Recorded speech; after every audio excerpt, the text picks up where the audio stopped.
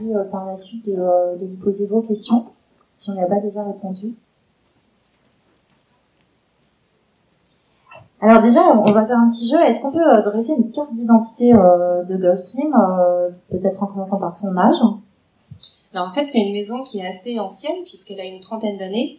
Elle a été créée en 82 par un éditeur-illustrateur qui s'appelle Jean-Olivier Héron et qui avait fondé Gallimard Jeunesse avec Pierre Marchand. Et il a eu envie en fait de créer sa propre maison d'édition, donc en quittant Paris, en s'installant à Nantes. Et donc il a publié beaucoup d'images, de cartes postales qui étaient liées plutôt à la biodiversité, au patrimoine maritime. Ça c'était vraiment son credo et ça a duré à peu près une vingtaine d'années.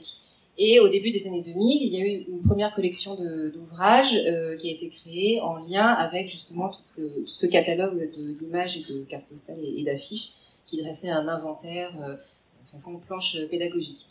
Donc ça a été une première collection qui s'appelle Sauvegarde, une collection de documentaires pour les 8-10 ans. Et petit à petit, le catalogue s'est étoffé de collections d'albums et de romans. Et en fait, le catalogue tel qu'il existe aujourd'hui a véritablement une dizaine d'années. D'accord. Bon, vous avez parlé de Nantes. La maison est toujours à Nantes. Son adresse, c'est ça. Donc, oui, la maison est toujours installée à Nantes et compte le rester. Ça lui donne une identité particulière? Alors, on joue pas forcément la carte du régionalisme. C'est vrai qu'il y a eu des publications qui ont été en lien avec justement le patrimoine maritime et lié un petit peu à la ville de Nantes, mais c'est plutôt une ligne assez nationale, on va dire. D'accord. Et justement, cette ligne éditoriale, du coup, qu'est-ce que vous faites là depuis une dizaine d'années? Qu'est-ce que vous voulez construire? Alors, c'est une ligne éditoriale qui a vocation à présenter et à proposer des ouvrages à la fois ludiques et pédagogiques. Pour un lectorat assez large, qu'on élargit finalement d'année en année, puisque on propose des ouvrages aussi bien aux petits, donc à partir de 2-3 ans, jusqu'aux jeunes adultes. Et donc c'est une maison d'édition qui est généraliste, puisqu'il y a à la fois des romans, des albums, de la bande dessinée, et puis des documentaires. D'accord. Alors en termes de taille, ça fait un catalogue important de titres? Alors c'est un catalogue qui compte 220 titres vivants. Il y en a eu plus qui ont été publiés, mais comme vous savez, régulièrement dans la vie d'un livre, parfois il y a des ouvrages qui sortent du catalogue. Aujourd'hui, il y a 220 titres et notre rythme annuel de publication, c'est une trentaine de nouveautés. D'accord. Et alors vous, concrètement, donc vous êtes éditrice. Comment est-ce que vous êtes arrivée et quand? C'est quoi votre parcours par rapport à Gulfstream? Alors c'est un parcours qui n'a pas été forcément linéaire. Moi en fait j'ai fait des études d'histoire, donc j'ai eu une maîtrise d'histoire ancienne en 2001. J'ai enseigné au collège l'histoire-géographie pendant 3 ans. Et puis j'ai repris mes études, un master 2 d'édition à Angers. Et à la fin de ce master 2, il fallait que je fasse un stage professionnel. Et donc je me suis tournée vers Gulfstream, qui avait l'avantage d'être à Nantes, donc à 1 heure d'Angers. Et donc j'ai passé 6 mois en fait en stage chez Gulfstream. Et puis finalement j'y suis restée, j'y étais bien. Oh, c'est quand même une belle success story de stagiaire. Voilà, ça fait rêver les stagiaires, et ça arrive en fait. D'accord. Et autour de vous, il y a beaucoup de monde dans la maison? Alors c'est une équipe de taille moyenne puisqu'il y a 8 personnes. En production, nous sommes 2, donc mon assistant d'édition et moi-même. Il y a 2 personnes qui sont dédiées à tout ce qui est communication, marketing. Il y a aussi 2 personnes pour l'aspect plus commercial. Alors ils se partagent la commercialisation des livres, mais aussi de la carterie, qui est une activité qui perdure toujours. Il y a un comptable, bien sûr, et puis la directrice générale. D'accord, ça fait pas mal de boulot quand même. Oui, finalement, on va dire si on restreint juste aux 2 personnes en production, une trentaine de nouveautés, c'est assez dense. Oui, surtout qu'en fait, on internalise absolument tout. Les seules choses, les seules activités que nous externalisons sont la correction, que l'on confie à 2 correcteurs extérieurs qui travaillent avec nous depuis plusieurs années. D'accord. Donc là, dans les nouveautés, il y a cette nouvelle collection électrogène. Alors nouvelle, ça y est, elle commence à s'installer quand même un petit peu avec une belle collection de titres. On a Charlotte Bousquet, par exemple, et Joanne Elliott, Agnès Marot qui sont là cette année. Vous pouvez nous en parler un peu plus d'électrogène? Alors cette collection électrogène a pile 2 ans puisqu'elle a été lancée au mois de mai 2015. Et c'est une collection qui compte aujourd'hui 9 titres et qui est alimentée au rythme de 4 à 5 titres par an. Donc collection pour grands ados, jeunes adultes et qui se voulait et qui se veut toujours un champ de liberté et d'exploration pour les auteurs. C'est une collection d'ouvrages en one shot avec un calibrage relativement important. On est sur du 400 000, 500 000 signes en général, et qui explore les différents genres, les différents champs en fait de l'imaginaire, et qui s'oriente aussi ponctuellement vers le contemporain et le réaliste.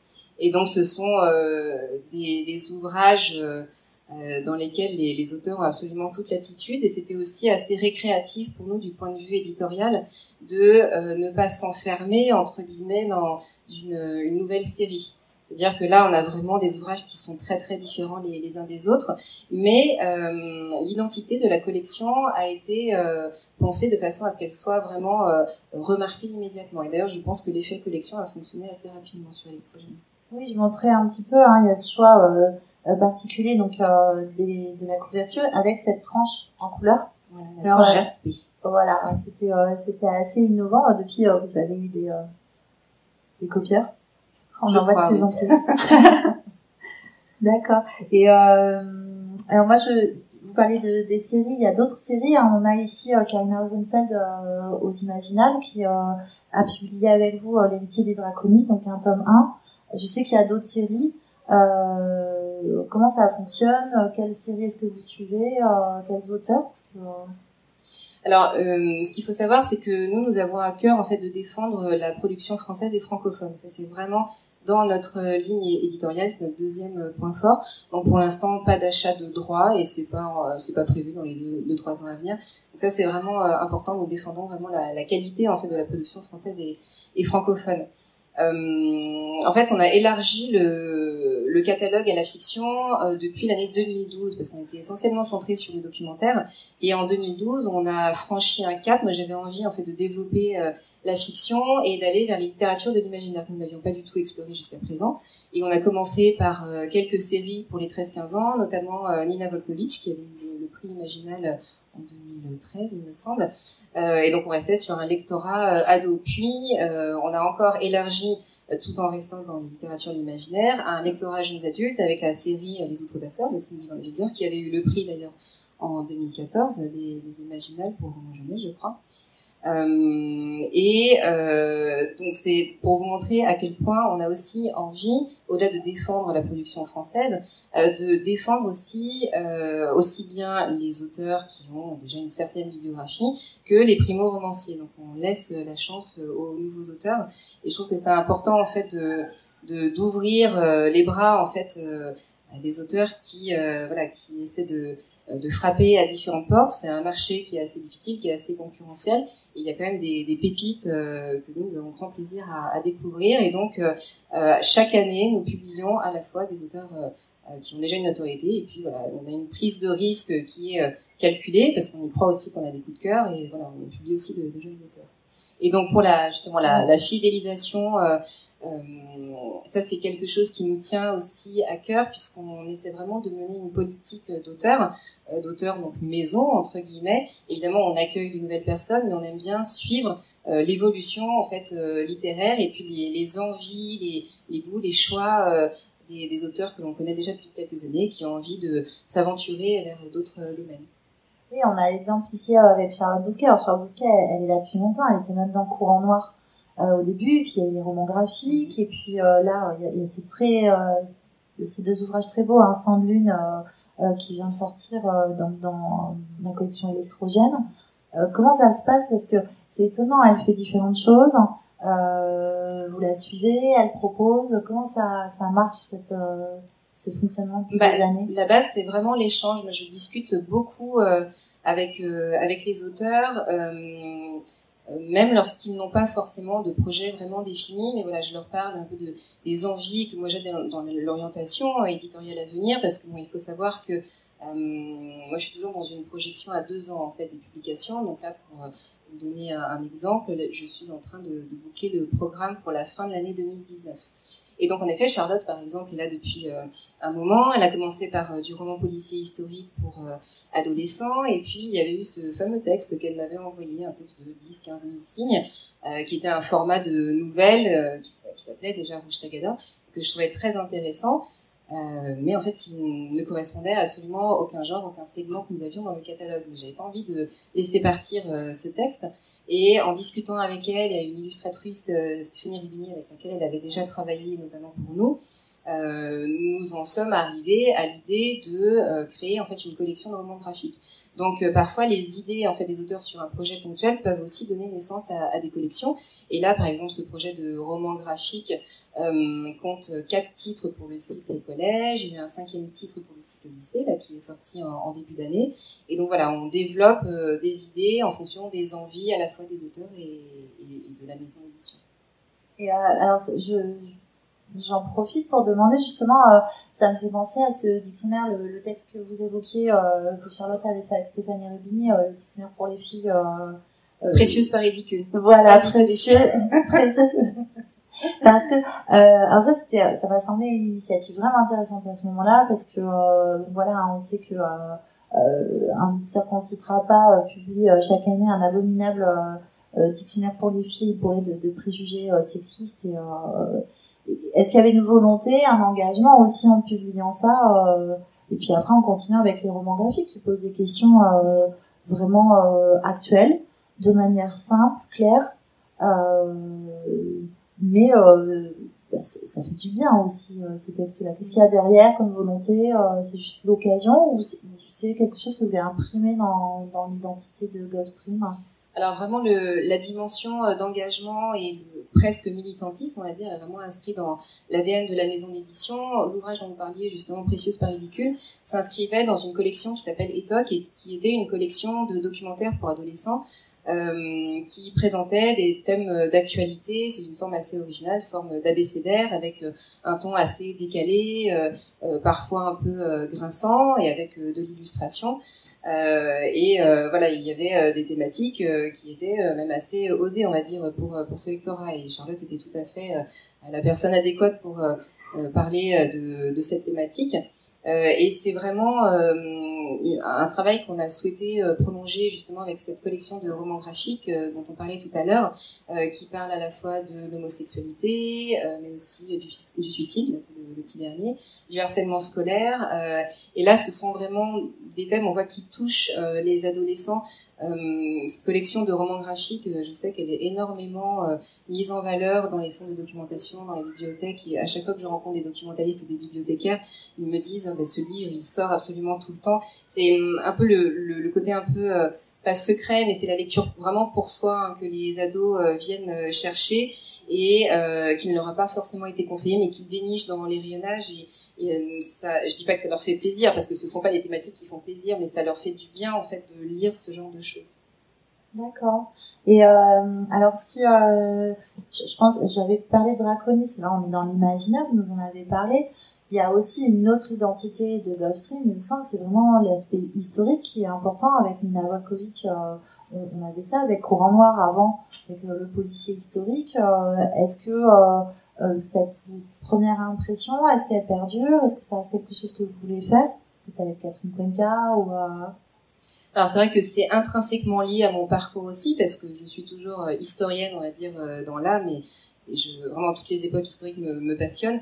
De fait, Courant Noir avait été lancé en 2008, et c'était un directeur de collection, Thierry Lefebvre, qui l'avait proposé à Gulfstream, et c'est une collection qui a eu 25 titres.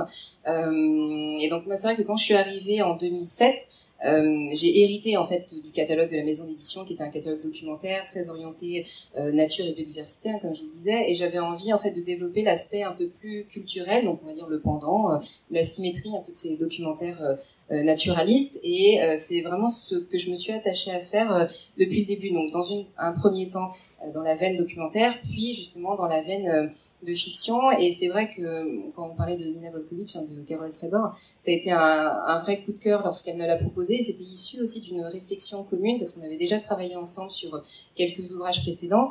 Et lorsqu'elle m'avait parlé de notamment de cette ambiance dans l'URSS de Staline, et puis cette dimension aussi fantastique avec cet aspect merveilleux de la Russie orthodoxe, des icônes, etc. Je trouvais que c'était très original, et puis en plus c'était une époque qui n'était pas du tout exploitée en fait pour un lectorat adolescent, donc je trouvais ça très intéressant d'avoir ce fond de vérité, ce fond historique, parce que c'était extrêmement documenté, et puis d'avoir cet élargissement au fantastique. Et donc c'est quelque chose qu'on a régulièrement trouvé en effet dans les séries de Catherine Cuenca, donc je pense au Mystère de la Tête d'Or, au Passage des Lumières qui se passe pendant la Révolution française, la Malédiction de la Pierre de Lune qui se passe pendant la Renaissance italienne, la Prophétie des Runes qui se passe à l'époque mérovingienne. Donc il y a vraiment un cadre historique assez fréquent en fait dans les séries. Alors on le trouve moins dans la collection électrogène, dans les titres qui existent actuellement, même si par exemple on parlait de Charlotte Bousquet tout à l'heure, elle a publié donc à la fin de l'année 2015 Là où tombent les anges dans la collection électrogène, donc qui se passe pendant la Première Guerre mondiale et un petit peu après. Donc on a quand même cette trame aussi historique qui est très présente et que je continue d'essayer d'alimenter, mais c'est vrai que là il y a eu aussi une envie d'élargir une nouvelle fois à des champs vraiment purement imaginaires. Du coup, ça fait une belle brochette d'auteurs ici. À l'entrée, on a Cindy Van Wilder, qui a eu le prix en 2014, comme vous le rappeliez, et elle revient cette année avec le tome 4 des Outrepasseurs, donc elle avait le prix pour le tome 1. Est-ce que vous pouvez nous parler de cette découverte qui a été couronnée de succès, parce que alors, ça, c'est une espèce de syncrétisme de tout ce que vous disiez sur c'était une jeune auteure, et puis ça fonctionne, et puis continue avec elle. Comment ça s'est passé, comment ça continue? Alors ça a été vraiment une très chouette rencontre avec Cindy. Donc j'ai reçu son texte, donc c'était le premier tome des Outrepasseurs. Je l'ai reçu par le biais en fait du collectif Cocyclique que vous connaissez certainement.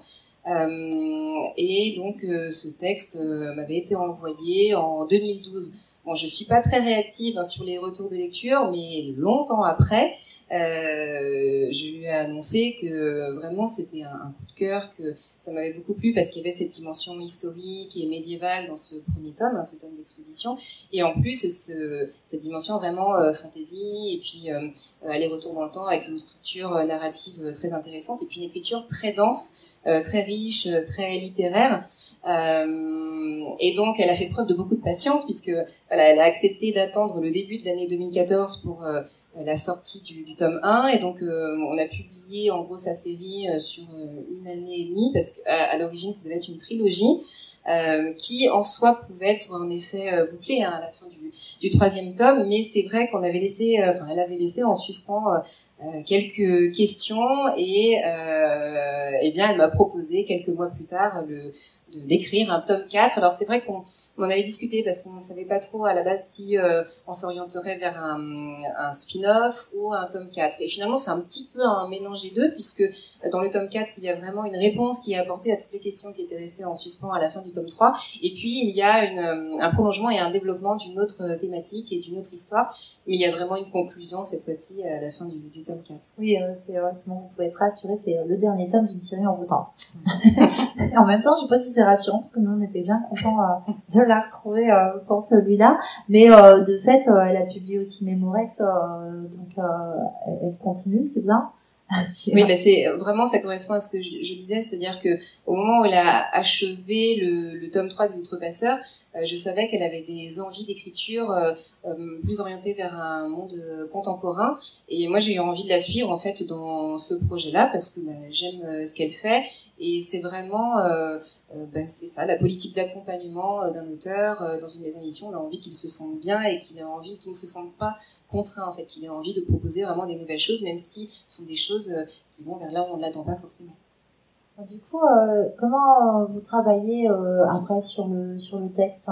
L'auteur vous envoie ça, vous travaillez beaucoup avec lui, c'est quelque chose qui prend du temps. Comment ça marche? Il y a des correcteurs extérieurs? Alors c'est vrai que ça dépend des ouvrages. Généralement, on arrive à tous tomber d'accord sur une deuxième, voire une troisième version du texte. Donc il y a d'abord une première lecture de découverte de notre côté, puis une lecture vraiment éditoriale qui approfondit en fait notre réflexion et notre analyse du texte. Et voilà, on fait part de nos remarques à l'auteur, qui accepte ou non d'ailleurs les corrections qu'on lui suggère. Et puis donc on arrive à une deuxième ou à une troisième version du texte. Donc, généralement, voilà, ça peut prendre, on va dire, 2 à 3 mois dans le temps éditorial. Et puis une fois qu'on a la dernière version du texte, eh bien nous la mettons en maquette et nous la transmettons à 2 correcteurs. Donc nous procédons toujours à 2 lectures de correction. Parce que ça nous semble essentiel, vraiment de traquer la moindre coquille. Puis c'est vrai que lorsqu'on a trop lu un texte, forcément on devient aveugle. Le cerveau interprète, il ne voit plus personnes qui vont avoir un regard très neuf. Et à chaque fois, ce sont 2 personnes différentes qui font la première et la deuxième. Voilà, pour avoir une contre-lecture. Et ce qui est intéressant, c'est qu'ils n'ont pas du tout la même approche du texte. Alors forcément, ça suscite aussi des débats sur certaines questions, parfois très très pointues, d'autres fois d'ordre plus général. Il y a eu parfois une restructuration complète d'un récit, mais encore une fois, c'était une proposition en fait à un auteur qui avait accepté en fait le challenge, et le résultat d'ailleurs est excellent. Et puis d'autres fois, voilà, le texte arrive dans sa forme quasiment définitive. D'accord. Alors, ce que je me demande, c'est du coup, vous parliez d'être attentif à ce qui bouge. Comment est-ce que vous êtes attentive aux tendances actuelles, à ce qui se fait, parce que avec 30 bouquins par an, vous avez le temps d'aller sentir l'air du temps. Comment ça marche? Alors non, je n'ai pas le temps, mais oui, en fait, je le trouve quand même, comme tout le monde, je pense. En fait, sur la 30aine de nouveautés par an, nous publions une 15aine d'ouvrages en fiction, et le reste est donc en documentaire, BD et album.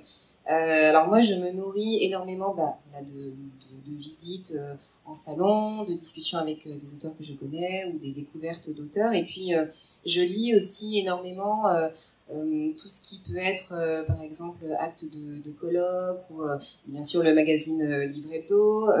Il y a une revue que j'aime beaucoup et qui est dirigée par Sonia Deleuze-Guillou, Lecture Jeune, qui propose toujours des formations ou des conférences sur des thématiques vraiment très précises liées à l'adolescence. Et je trouve que c'est vraiment un très bon support pour nourrir en fait sa réflexion sur ce qui existe et ce que l'on a envie de faire, la façon dont on a envie de se démarquer tout en s'inscrivant dans les tendances actuelles, parce que c'est vrai qu'il faut aussi calculer le risque. On peut pas non plus inventer la roue carrée. Donc voilà, moi je me nourris vraiment de tout ça, et puis j'essaie aussi de me nourrir de lectures autres que celles qui m'arrivent pour Gulfstream. Alors c'est vraiment la part la plus ténue en fait de mon travail, puisqu'il y a déjà énormément de textes qui arrivent pour la maison d'édition. D'accord. J'en profite du coup. Comment ça se passe? Le texte est reçu? Est-ce qu'il y a un comité de lecture? Vous pouvez pas tout lire quand même.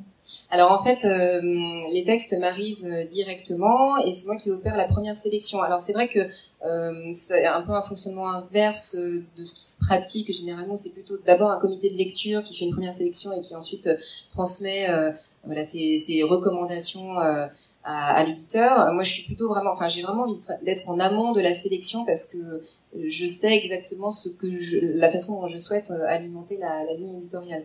Je dois recevoir à peu près 3000 manuscrits par an. Je pense d'ailleurs maintenant à 90% par mail. Je reçois quasiment plus par courrier. Alors c'est vrai qu'avec la facilité d'internet, on reçoit beaucoup de pièces jointes. Il y a une première sélection qui est assez rapide et assez évidente, puisque quasiment les 2/3 sont des manuscrits qui ne correspondent pas du tout à la maison d'édition. Il y a parfois des gens qui m'envoient des manuscrits homo adultes ou des essais en sciences humaines, ou des choses qui sont balancées un petit peu. Le plus rigolo, hein. Ah bah là, très récemment, j'ai reçu une proposition de bande dessinée saphique pour adultes initiés. Alors je me dis non, ça va. C'est très intéressant, mais ça ne correspond pas du tout, même dans les 10 ans à venir, à ce que l'on compte faire. Voilà. Mais donc, il y a vraiment les 2/3, on va dire, il y a 2000 manuscrits qui ne correspondent pas du tout. Puis après, il y a ce travail très précis de deuxième sélection, avec une lecture des premières pages, des premiers chapitres. Alors évidemment, je demande toujours aux auteurs d'être très patients. Malheureusement, je ne prends même pas le temps, et ça c'est pas bien du tout, d'envoyer un accusé de réception aux auteurs qui envoient leurs manuscrits. Donc souvent, ils me font des piqûres de rappel, et donc du coup, j'étais informée de l'évolution de la lecture ou non de leur texte. Et puis rapidement, finalement, on arrive à une sélection d'une 30aine de titres à peu près, qui pourraient potentiellement être publiés. Et donc là, du coup, c'est vraiment une lecture intégrale de ces textes. Je les transmets aussi à mon assistante.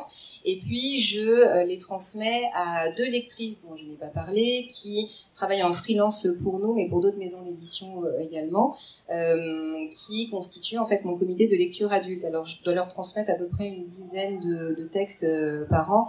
On va dire que les 2 tiers de ces textes sont quasiment en voie de publication, mais c'est vrai que moi ça me fait du bien aussi d'avoir un retour complètement extérieur à la maison d'édition, parce que bon, c'est vrai que Caroline et moi on est toujours la tête dans le guidon, donc parfois on a besoin aussi d'avoir un recul comme ça qui est très bénéfique. Et puis il y a un autre comité de lecture qui existe aussi, qui est composé d'adolescents. Alors ce comité de lecture en fait a été créé en 2009 lorsque j'ai commencé à accueillir des stagiaires d'observation en 3e seconde. Et le premier que j'ai reçu, c'était un garçon. D'ailleurs, c'est pas du tout représentatif des stagiaires que j'ai par la suite, parce que ce ne sont quasiment que des filles. Mais le premier que j'avais reçu, donc c'était un jeune garçon, Maël, qui était venu pendant une semaine en stage. Alors, je me demandais ce que je pouvais lui faire, parce que bon, je me disais, il va pas nous observer lire, ça sera pas très intéressant. Donc, du coup, je lui ai fait lire des textes sur lesquels nous étions en train de travailler. L'expérience lui avait beaucoup plu, et donc à la fin de son stage, je lui ai proposé de continuer l'expérience. Et ça l'a intéressé, donc lorsqu'il était disponible, je lui proposais des textes, et à chaque fois qu'il me rendait une fiche de lecture, donc on échangeait sur ce texte-là, et le deal, c'était à la fin de 3 fiches de lecture restituées, un ouvrage du catalogue de Stream remis en cadeau. Et donc, on a reçu de plus en plus de stagiaires. Donc, au début, ce comité de lecture était vraiment nantais. Et puis, voyant que ça fonctionnait plutôt bien, j'ai mis l'adresse à disposition en fait sur le site internet de Gulfstream. Et donc, il y a beaucoup d'ados. Il y a un effet bouche à oreille qui a vraiment fonctionné. Et des ados qui viennent de tous les coins de France en fait qui se sont inscrits. Et donc, ils sont 250 aujourd'hui. Ah oui. Alors, évidemment, les 250 ne lisent pas les manuscrits. J'en sélectionne une dizaine ou une douzaine à peu près, parce que je connais leur goût de lecture, parce que je les suis depuis un moment, et donc je leur propose les textes qui vont être publiés. Alors je ne leur dis jamais qu'ils vont être publiés, mais maintenant ils s'en doutent, hein. Mais du coup ils ont un regard vraiment extrêmement pertinent, et on le voit dans leur fiche de lecture, ils ont vraiment un œil avec une acuité très très intéressante. Et donc du coup ce comité de lecture n'est pas une aide à la prise de la décision, mais c'est plutôt un comité qui va me conforter, on va dire, dans mes choix, et qui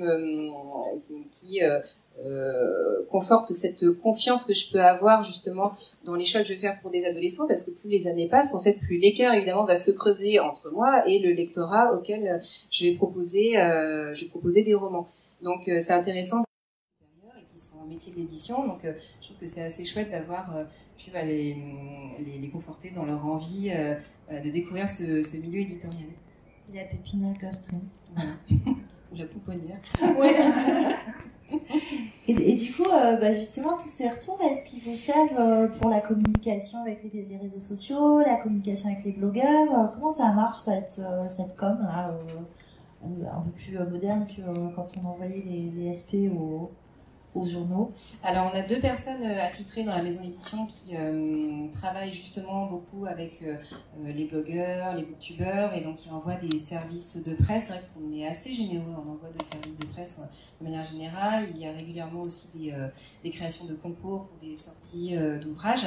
Mais pour la partie comité de lecture ado, en fait, on ne va pas s'en servir sur les réseaux sociaux. C'est quelque chose qui va plutôt rester en interne et qui va être diffusé plutôt, divulgué auprès de la diffusion.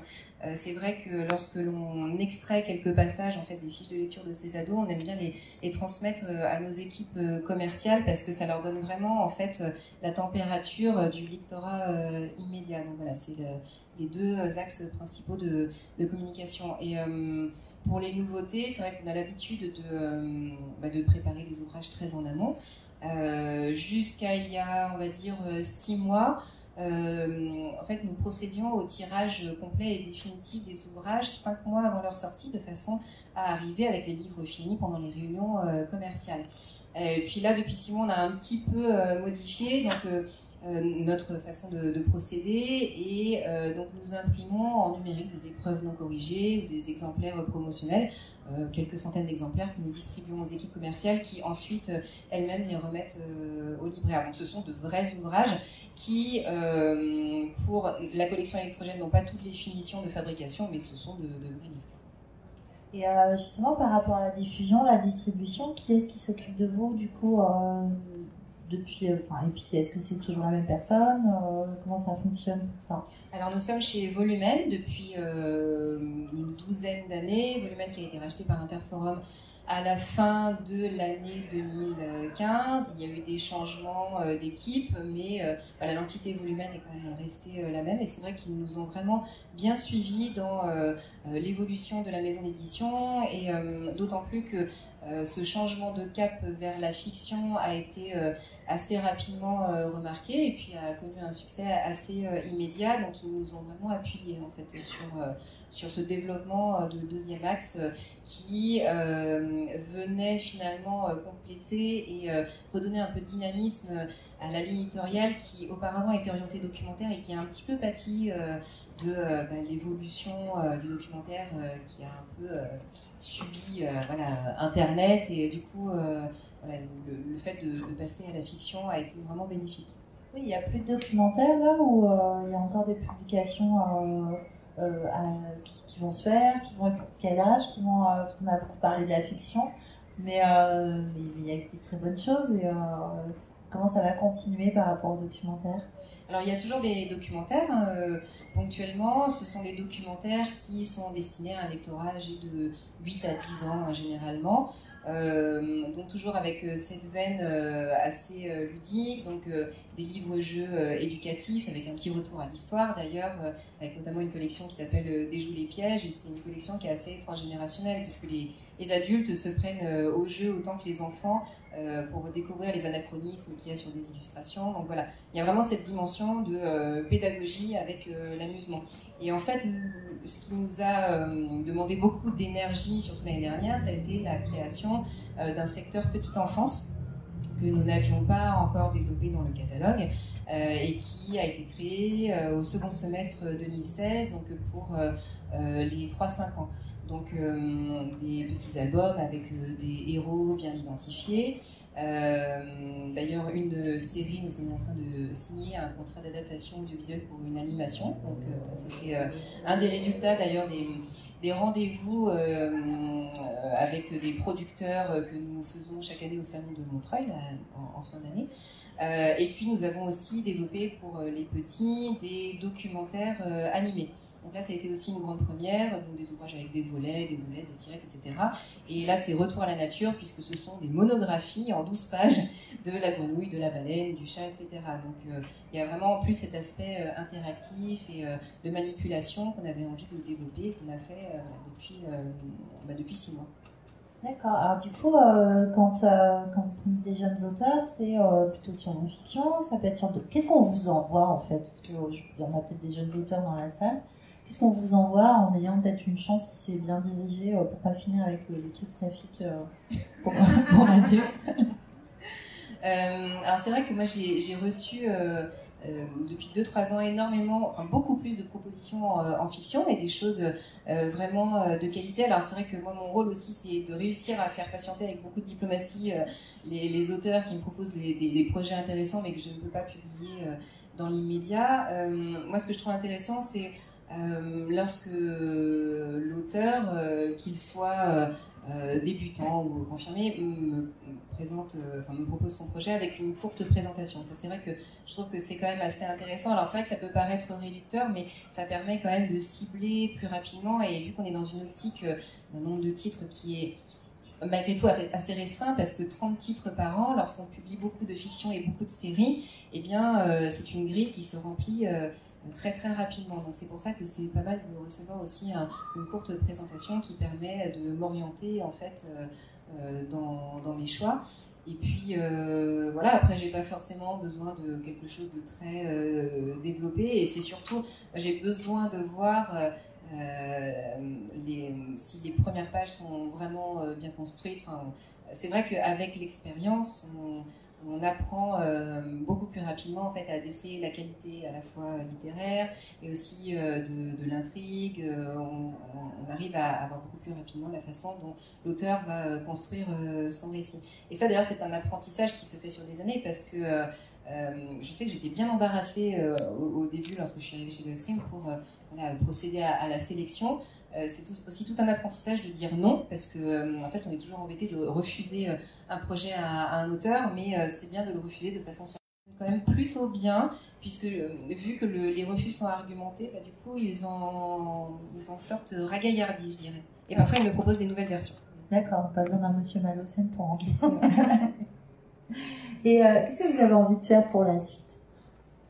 Alors pour la suite, toujours beaucoup de fiction et une envie aussi de proposer donc un lectorat adolescent donc pour des 13-15, une collection alors un peu à l'instar d'Electrogène qui va proposer des one-shots. Parce que c'est vrai que pour ce lectorat, nous n'avons proposé que des séries jusqu'à présent.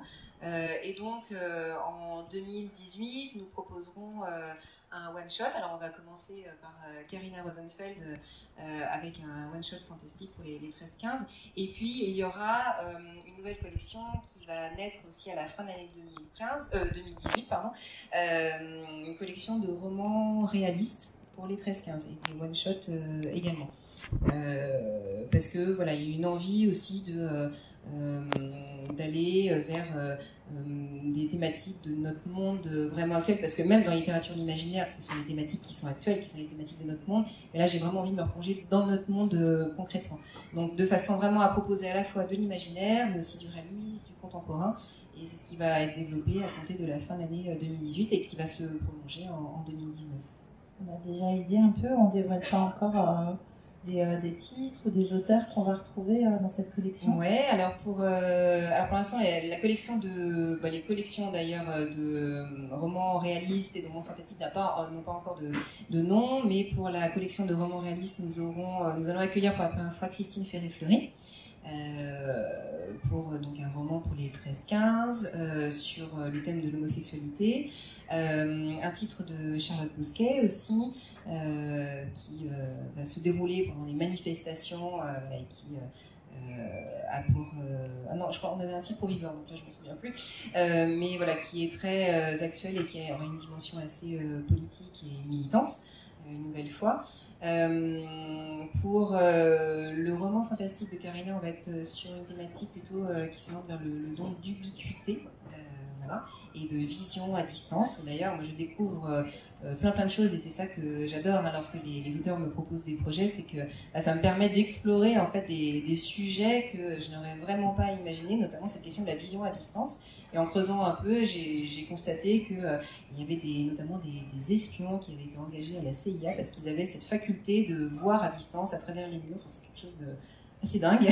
Voilà, donc Karina apporte une dimension fantastique, mais et puis en 2019, toujours pour les ados et les grands ados, là on va s'orienter vers aussi du contemporain, on va dire contemporain 20e, mais qui se déroulera entre les années 80 et 90, avec une jeune auteure, Véronique Foz, qui a publié chez Oscar, il me semble, deux ouvrages, et là qui m'a proposé un thème sur la relation de mère-fille et sur le coma et la maladie, et qui est vraiment très intéressant.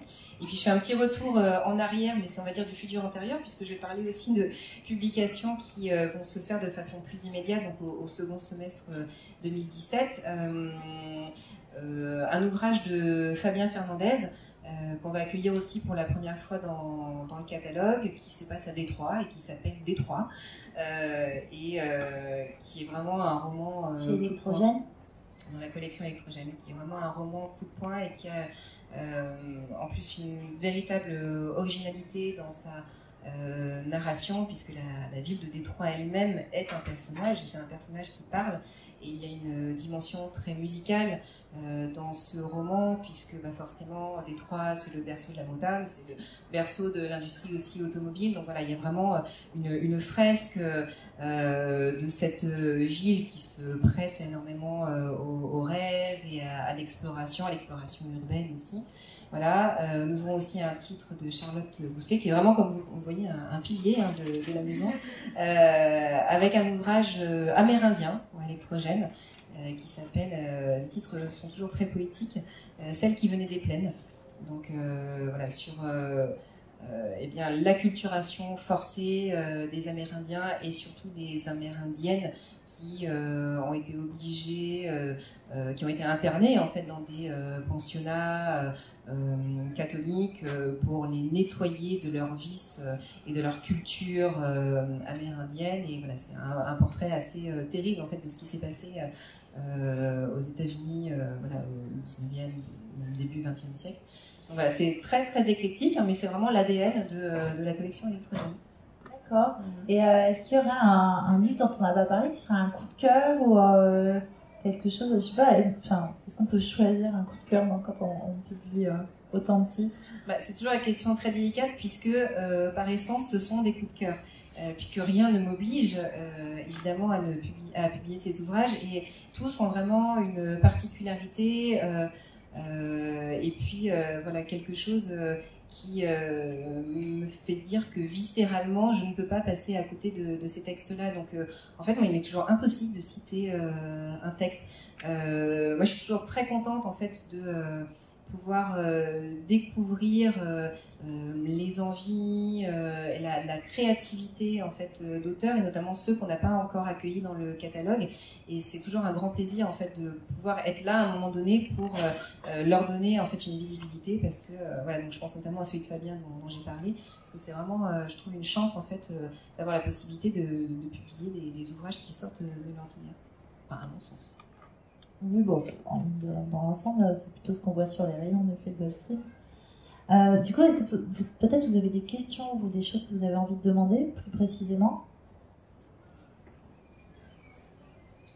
Oui. Pourquoi se limiter à 30 ouvrages par an? Alors, pourquoi se limiter à 30 ouvrages par an? Alors là, c'est basiquement une question de budget. C'est une question de budget, puisque nous accordons quand même beaucoup d'importance évidemment aux auteurs, donc nous essayons de les traiter le mieux possible, donc de proposer la rémunération la plus juste, donc ça c'est la partie auteur, et puis il y a aussi toute cette partie fabrication, parce que nous sommes très attachés à l'objet livre. Je pense que vous pouvez le voir sur les différentes propositions éditoriales. Il y a un gros travail sur l'image, sur les couvertures, sur la fabrication de l'ouvrage en lui-même. On aime beaucoup aussi faire travailler des illustrateurs et pas forcément que des banques d'images pour les couvertures. Donc c'est à la fois un travail qui est long, mais qui voilà, nécessite des finances qui font que voilà, on ne peut pas publier plus de 30 titres par an. Et puis pour qu'un ouvrage vive correctement, nous essayons aussi de faire des tirages minimum qui leur donnent une visibilité, donc au moins du 4000 exemplaires au titre. Donc c'est ce qui fait que nous ne publions que 30 titres par an. Je rebondis du coup sur les illustrateurs. Comment vous faites pour les choisir, comment ça fonctionne? Et après, est-ce que les auteurs et les illustrateurs sont en contact sur les choix, ou pas du tout? Parce qu'il y a des maisons où il n'y a pas de contact, et des maisons où il y en a. Comment ça marche chez Gulfstream? Nous, on a vraiment envie de privilégier la collaboration entre auteurs et illustrateurs. Là, par exemple, pour Les Outrepasseurs, le tome 4, on a procédé de façon un peu différente par rapport aux trois premiers tomes. Nous avons fait appel à une illustratrice qui est installée en Colombie, qui s'appelle Marcela Bolivar. En fait, j'avais fait tout un travail de veille, de recherche sur les différents sites qui s'appellent Ultrabook, Viance, etc.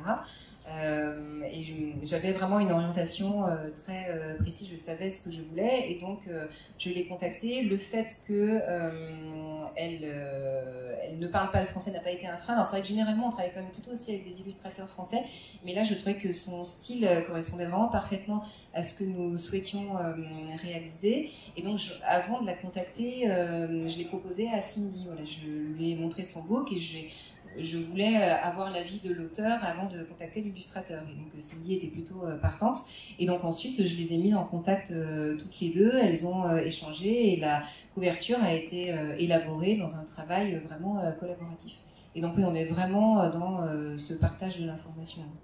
Et après, sur des photos comme sur IRL par exemple ou sur Sandlune, c'est pareil, vous prenez des photographes, vous travaillez-vous à partir d'images que vous retravaillez, enfin, comment ça marche c'est la maquette qui fait ça ou est-ce que c'est encore une autre corde à votre arc?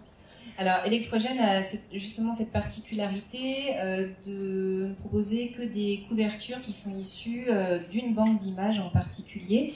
C'est une banque d'images qui s'appelle Archangel et qui propose des prises de vue qui ont une dimension très artistique, très onirique et qui correspondent parfaitement à la collection. Et donc nous travaillons étroitement avec les membres de cette banque d'images, de cette structure, si bien qu'ils peuvent même éventuellement prendre ce qu'on appelle un brief. Par exemple, lorsqu'on a des idées en tête de nouveaux projets, je leur en fais part et eux peuvent me proposer éventuellement un shooting photo qu'ils vont réaliser spécialement pour la collection.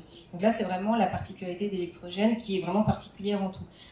Sinon, pour toutes les autres collections ou séries, nous faisons travailler que des illustrateurs, donc ce sont des créations originales qui sont vraiment commandées pour l'ouvrage en particulier.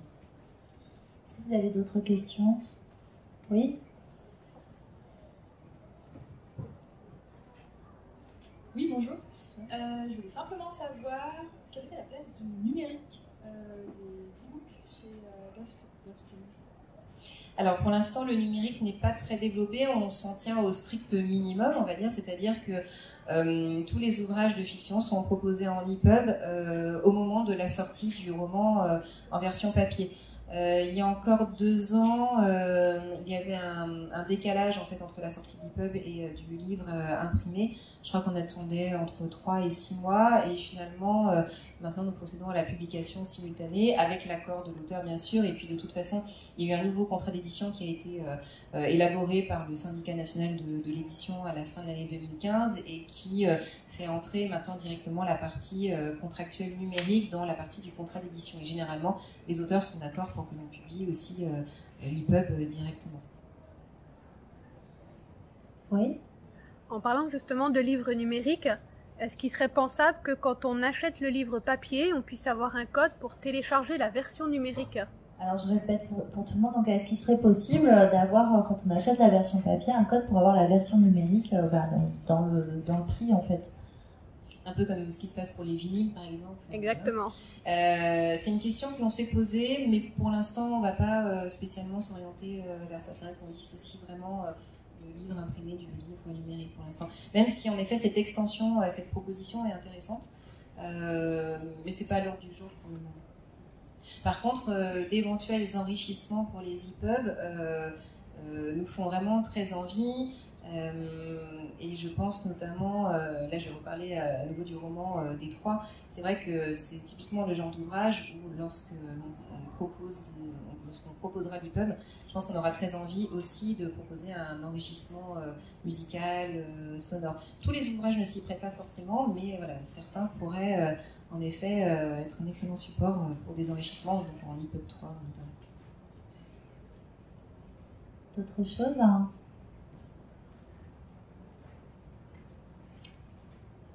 Non, c'est bon.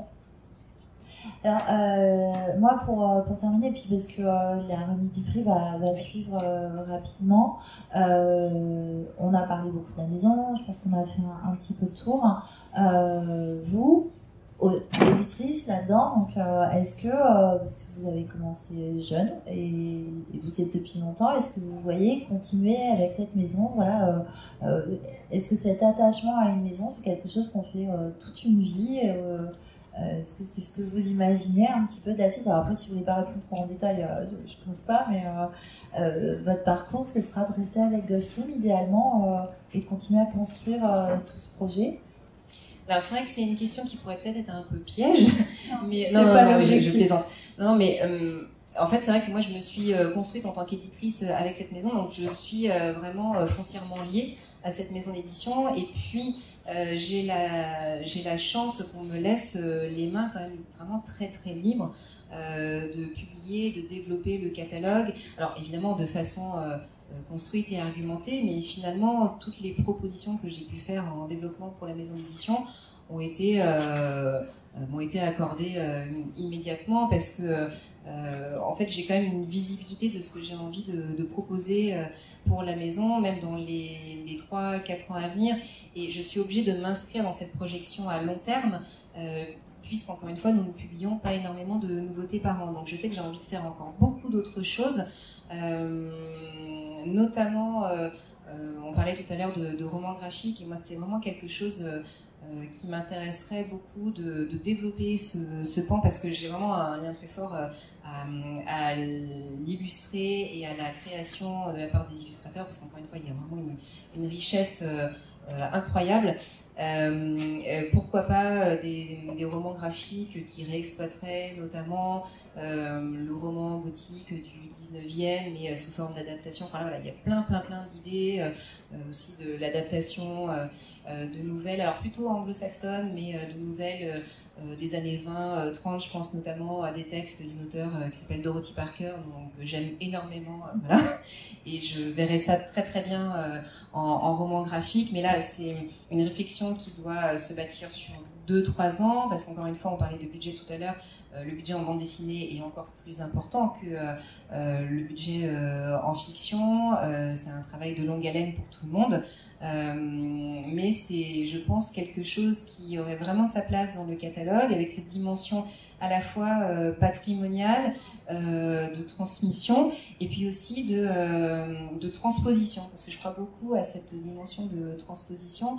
Il y a notamment une collection chez Gallimard qui s'appelle Bayou en BD, qui propose des ouvrages très intéressants, et il y avait notamment Gatsby le Magnifique qui avait été adapté en bande dessinée, mais dans le Shanghai du XXe siècle. Et je trouvais ça vraiment excellent comme idée. Donc voilà, ce ne sont pas les idées qui manquent, mais c'est d'abord le temps, et puis un petit peu l'argent.